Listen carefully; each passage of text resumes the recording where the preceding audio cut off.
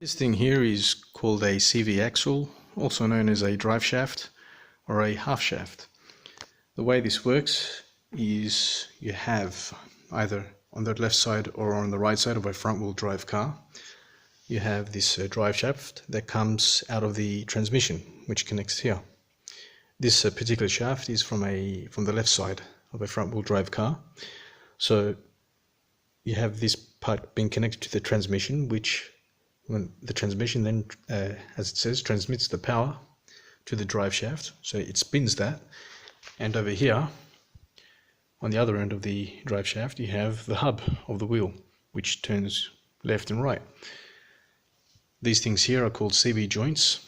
This is the outer CV joint, and that's the inner CV joint. Both joints are flexible, meaning that they can turn up and down, left and right. The inner CV joint has that movement, but not as much as the outer CV joint, which can turn hard right and hard left and up and down. CV stands for constant velocity. So as the shaft is spinning with the wheel, the wheel can turn hard right and hard left and still have that constant speed without affecting the shaft itself. These CV joints, they contain ball bearings inside, which are lubricated by grease that is packed inside the CV joint and protected by this rubber boot. And what happens over time is these rubber boots tend to get rather hard and brittle, and with the turning of the wheel left and right and the spinning, at some point the boot splits and then grease starts leaking out. The grease leaks out from the centrifugal force that's created as the axle is spinning, and then you would have water, dirt and debris entering inside and damaging the ball bearings of the CV joint.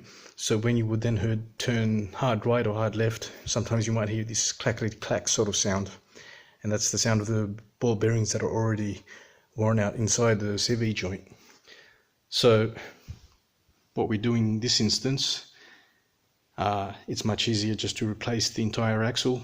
It comes ready with the inner and outer CV joints already attached.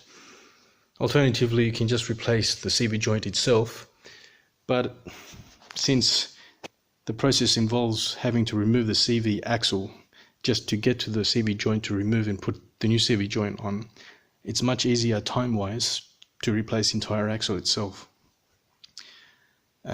As a part, it would probably cost a little bit more than just a CV joint, but you save a lot of time, and labor-wise it costs less.